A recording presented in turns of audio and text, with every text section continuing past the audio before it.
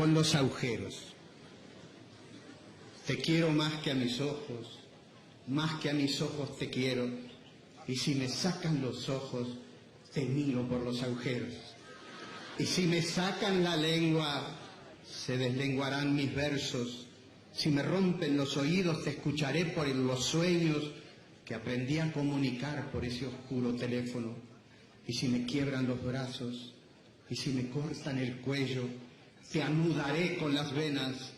Dormirás en el estero de un cuerpo que ya no es cuerpo y quiere seguir siéndolo. Y si me sacan el son que enseñorea mi pecho, arrancándolo de cuajo, metiendo la mano dentro, yo me haré el desentendido con ferocidad entero. Vivo en ti, por ti cantando, no nací para el silencio. Washington Benavides es uno de los poetas y músicos más importantes del país. Publicó su primer libro, Tata Vizcacha, en 1955, generando una polémica inaudita. Fue un decidido impulsor del canto popular e integró el grupo de Tacuarembó, del cual también formaron parte otros poetas y músicos uruguayos. Fue docente de literatura y también ha trabajado en radio. Sus poemas han sido versionados en canciones por artistas como Daniel Biglietti, Eduardo Bernoyans, Alfredo Citarrosa, Héctor Numba Moraes y Abel García, entre otros. Hoy en El Lado Oculto recibimos a Washington Benavides.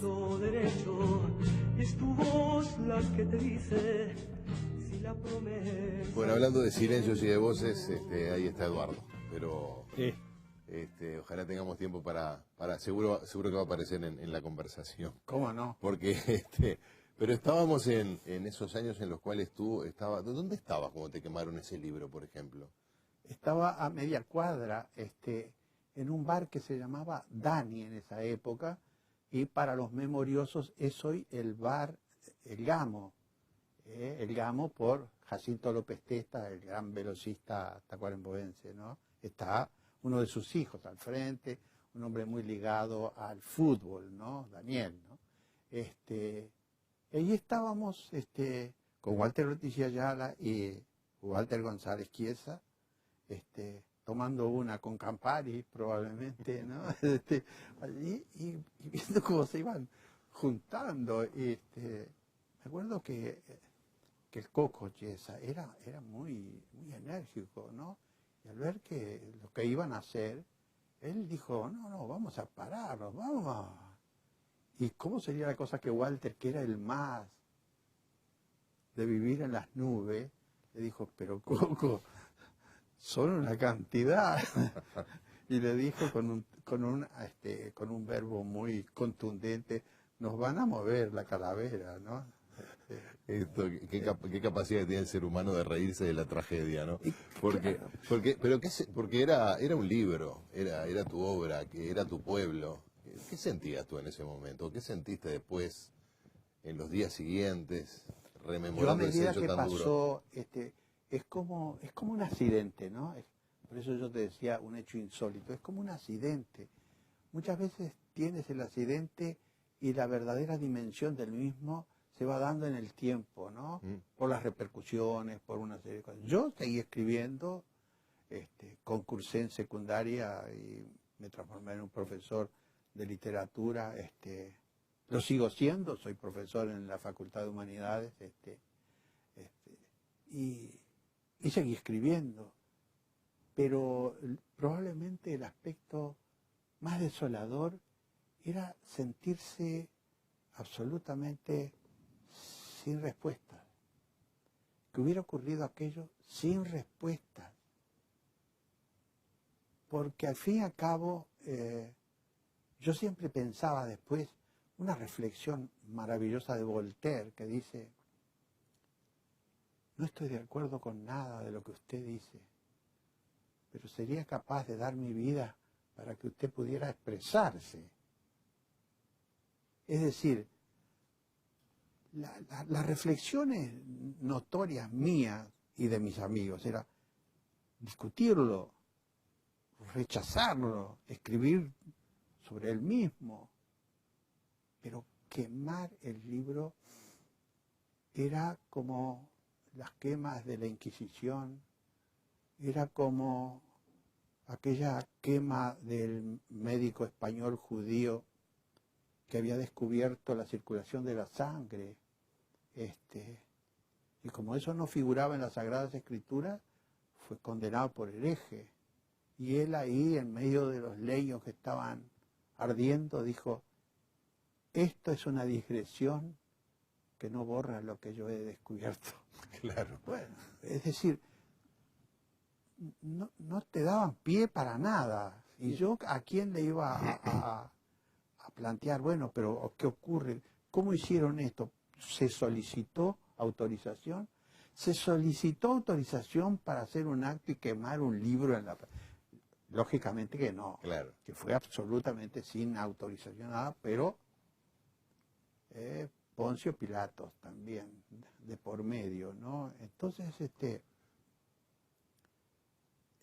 la sensación de que esto al fin y al cabo es como aquel otro descubrimiento tacuarembóense que se debió a una excelente escritora y socióloga, Selva Ortiz Bosch, que en un día hablando con su abuela centenaria, ella le empezó a contar la historia real del coronel Escayola, sus 3 esposas y el origen de Gardel.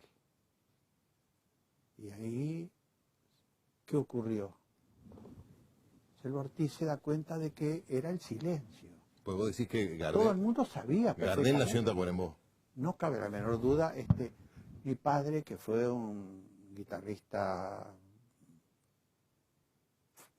excelente, Laura Yestanarán le grabó 40 temas, y tuvo siempre una vinculación muy grande con la música típica en Tacuarembó.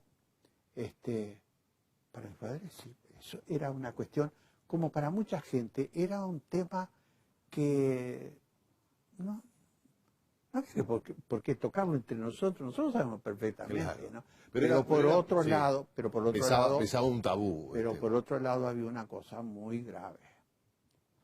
La tercera esposa, la que sería la madre de Gardel, según voces que conocían el asunto, no era solamente su ahijada. Entonces estaba ahí latente la posibilidad de descubrir, y más porque habían hermanos de Gardel. Es decir, se dejaba a personas puestas ahí en una situación familiar gravísima, etcétera. Pero nada menos que de pero una se figura como destapó, Gardel, quiero decir, claro. de la misma manera que ahora tanto la editorial Yagurú como Agamenón Castrillón y un grupo de amigos se pusieron de acuerdo, y fue un lanzamiento un poco reivindicatorio lo que ocurrió en Tacuarembó, en la misma plaza y en el mismo lugar donde quemaron el libro. Se juntó un montón de gente. ¿Fueron algunos de los protagonistas de aquel episodio? No vi ninguno, pero lo hermoso fue que cuando yo iba con Nené, mi compañera, hacia el medio de la plaza, se arrimó una señora y una niña y me dieron 2 ramos de jazmines del país. Y yo deposité esos ramos de jazmín del país en el lugar donde quemaron el libro, y memoricé de los versos sencillos de Martí, cultivo una rosa blanca. Claro. No, nada más. Porque después en la casa universitaria, que también estaba ahí frente a la Plaza Mayor, iba a haber el encuentro y un panel de los editores, una profesora, María Estela Olivera Prieto, de la Cátedra Washington Benavides, de la Casa Universitaria, y ahí se presentó en realidad este libro que tiene tapa de mi hijo, que intenta, creo que muy bien, presentar ahí los dos partes de esa realidad sórdida, en muchos aspectos superada, no totalmente, pero en muchos aspectos superada hoy, de lo que es el pobre, sobre todo en el interior. En el interior. Pero a ti te tocó, o tú optaste por seguir viviendo allí bastante tiempo más. Bueno, yo seguí viviendo en Digamos, seguiste viviendo, seguiste dando clases, seguiste escribiendo, es decir, como si ese episodio tampoco hubiera ocurrido.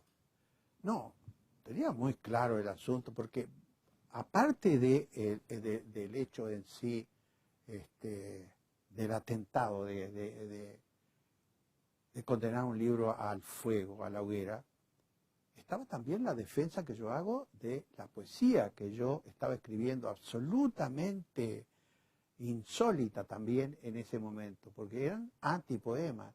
El mismo año que yo escribo el Tata Vizcacha, el hoy Premio Cervantes, al que conocí afectuosamente don Nicanor Parra, claro, publicaba en Chile poemas y antipoemas. Antipoemas, claro. ¿No?